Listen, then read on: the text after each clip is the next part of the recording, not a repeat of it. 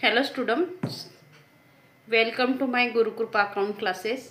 आज मी तुम्हाला परचेसेसच्या एंट्र्या कसं करायच्या, जर्नल एंट्री ते शिकवणार आहे।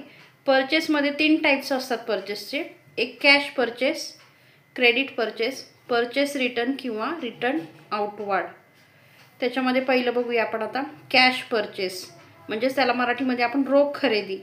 आता बघा, कुठलाही व्यावसायिक किंवा कोणताही कंपनीचा मालक काहीतरी वस्तू विकत असतो, गुड्स माल विकत असतो, पण तो माल विकायच्या आधी तो काय करतो, रॉ मटेरियल खरेदी करतो। म्हणजे त्याला लागणारा बनवण्यासाठी काहीतरी वस्तू लागत असतात, ते खरेदी करत असतो। मग त्याच्यामध्ये तो कॅश परचेस, जर त्यांनी कॅश देऊन रोख खरेदी केली असेल तर ती झाली कॅश परचेसमध्ये। आता त्याचं मी तुम्हाला पहिले एक एंट्री दाखवते कॅश परचेसची। परचेस गुड्स, आता इथं आपण एक ट्रान्झॅक्शन लिहिलेलं आहे, purchase goods for cash from mister Sonu worth ₹20,000 sorry. तर आता इथं बघा, सोनूकडून आपण माल खरेदी केला आहे, पण कसा केला आहे, फॉर कॅश माल खरेदी करून त्याला आपण कॅश 2,000 लगेच दिलेले आहे। आता इथं समजा, इथं आपण जर्नलमध्ये एंट्री लिहिताना आपल्याला date particular LF debit rupees, credit rupees. LF म्हणजे लेजर फोलिओ की खाते क्रमांक, की एखादं सोनूचं आपण समजा अकाउंट खोललं असेल तर त्या अकाउंटचं पेज, त्याचं खाते क्रमांक किती आहे तो लेजर फोलिओमध्ये लिहिला जातो। पण आपण इथं अकाउंटची एंट्री करताना प्रॉब्लेम सोडवताना लिहित नाही, इथं डॅशच असतं, पण तो कॉलम आपल्याला करावा लागतो। आता इथं डेट समजा 1 एप्रिल 2019ला ही एंट्री आहे, ही तारीख डेटच्या कॉलममध्ये लिहिली। आता आपण काय लिहिणार आहोत, परचेस गुड्स फॉर कॅश। मग इथं 2 ॲक्सेप्ट येतात, पहिले येतं कॅश परचेस गुड्स खरेदी केल्या म्हणजे गुड्स आलाय, गुड्स आणि कॅश असं 2 झालेलं आहे। मग परचेस केले आपण गुड्स, मग गुड्स अकाउंट ओपन केलं जातं, पण आपण कंपनीमध्ये भरपूर खरेदी विक्री करत असतो, म्हणून गुड्सचं अकाउंट नसतं तर परचेस अकाउंट असतं। म्हणून परचेस अकाउंट काय आहे, खर्च आहे कंपनीचा।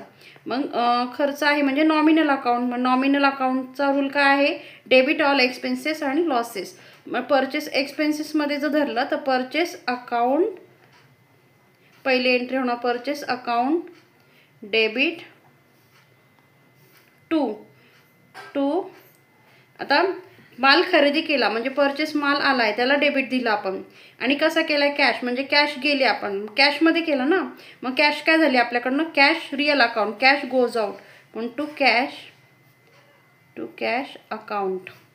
LF मध्ये डॅश, डेबिटमध्ये आता इथं डेबिटच्या अमाऊंट वर लिहायची असे डेबिटच्या लाईनीत, आणि क्रेडिट खाली 2 लिहिलेलं असं त्या क्रेडिटच्या लाईनीत 2,000। इथं आपण नरेशन लिहितो प्रत्येक एंट्रीला, बिंग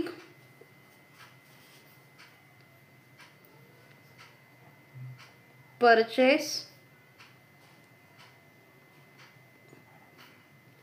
गुड्स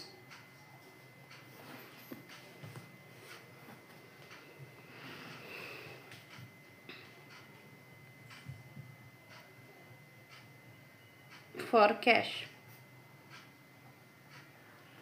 झाली पहिली एंट्री। आता दुसरा प्रकार बघायचा आहे आपल्याला, क्रेडिट परचेस। क्रेडिट म्हणजे काय, उधारीवर खरेदी केली आहे। Purchase goods from mister Amit ₹15,000 on credit, म्हणजे मी अमितकडून माल खरेदी केला आहे, पण आपल्याकडे आता इथं लगेच त्याला कॅश द्यायला पैसे नाही आहेत। मग आपण काय करणार, अशा वेळी माल खरेदीवर त्याने आपल्याला दिलेला आहे, म्हणजे माल आपल्याकडे आलाय म्हणजेच खरेदी केलाय, म्हणजेच खरेदी केलेला आपण सगळ्या वस्तू कुठं टाकणार आहोत, परचेसला। डेट लिहिली,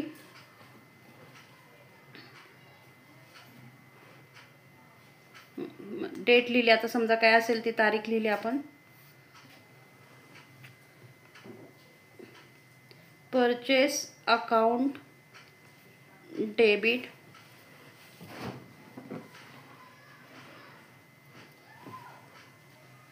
टू, आता इथं बघा कॅश नाही दिलेली, आपण कॅश दिलीच नाहीये, म्हणजे इथं अमित कोण आहे, receiver, sorry giver, debit the receiver, credit the giver. मग अमित देणार आहे म्हणून टू अमित, क्रेडिट कशाला द्यायचं, टू अमितला।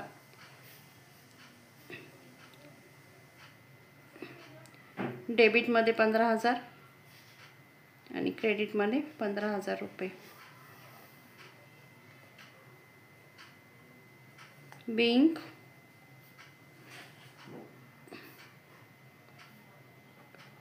नरेशन म्हणजे आपण जी एंट्री केली त्याचं एक्सप्लेनेशन असतं. आपल्याला वर ट्रान्झॅक्शनमध्ये दिले तेच लिहू शकतो आपण. Being purchase goods from Amit, पण कसे घेतले आपण क्रेडिटवर, ऑन क्रेडिट. हे झालं त्याचं नरेशन. आता इथं बघा परचेस केले म्हणजे माल आपल्याकडे आलाय. Purchase account debit to cash account. Being purchase goods for cash, कॅशमध्ये खरेदी केलं, कॅश गेली. इथं आपण परचेस केले म्हणजे माल आपल्याकडे आलाय. Purchase account debit to Amit. इथं देणारा अमित आहे, पण अमित का लिहिलंय कारण आपण कॅश त्याला दिलेली नाहीये. म्हणजे भविष्यात आपण अमितला पैसे देणं लागतो, आपण कधी ना कधी देणारे म्हणून आपण अमितच्या अकाउंटला त्याची एंट्री केलेली आहे. अमितच्या नावाला एक क्रेडिट दिलेलं आहे. त्याच्यानंतर इथं परचेस रिटर्न. आता आपण ह्यातला माल खरेदी केलाय पण त्यातला काही माल आपल्याला रिटर्न द्यायचा आहे, चांगला लागला नाही किंवा जेव्हा तो ट्रान्सपोर्टने येत होता गाडीतून तेव्हा तो खराब झाला किंवा तुटला, तर आपण काय करतो तो गुड्स रिटर्न देतो. मग आता तसंच आता आपल्याला रिटर्नची एंट्री बघायची आहे. याला परचेस रिटर्न किंवा रिटर्न आउटवार्ड. आउटवार्ड म्हणजे काय की आउट, परत आपण रिटर्न देऊन टाकले. Return goods worth ₹200 to Amit, म्हणजे अमितकडून घेतलेला 200 रुपयाचा माल हा आपण त्याला रिटर्न देतोय. मग आपण त्याची एंट्री. आता इथं बघा परचेस अकाउंट आपण डेबिट दिले, म्हणजे परचेस जेव्हा आपल्याकडे माल आला तेव्हा आपण डेबिट दिलंय. पण आता माल गेला म्हणजे आपण काय करणार, परचेस रिटर्न अकाउंटला क्रेडिट देणार. आणि कुणाला दिला, अमितला दिला, म्हणून अमितला तो मिळतोय. इथं अमित रिसिव्हर आहे, म्हणजेच इथं Amit account debit the receiver. आता अमित आहे, अमितला तो माल मिळणार आहे. टू आपण रिटर्न केलाय तो, म्हणजे आपल्याकडून गेलाय म्हणून टू, माल गेला म्हणून credit. To return outward account किंवा purchase return account. Purchase return account. Narration लिहूया इथं. बिंग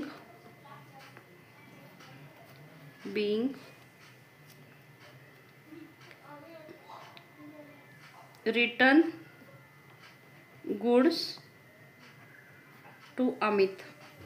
आपण अमितला माल रिटर्न केला. किती रुपयाचा केला आहे, इथं 200 आणि इकडं 200 रुपयाचा माल आपण त्याला क्रेडिट केलं, रिटर्न दिला आहे.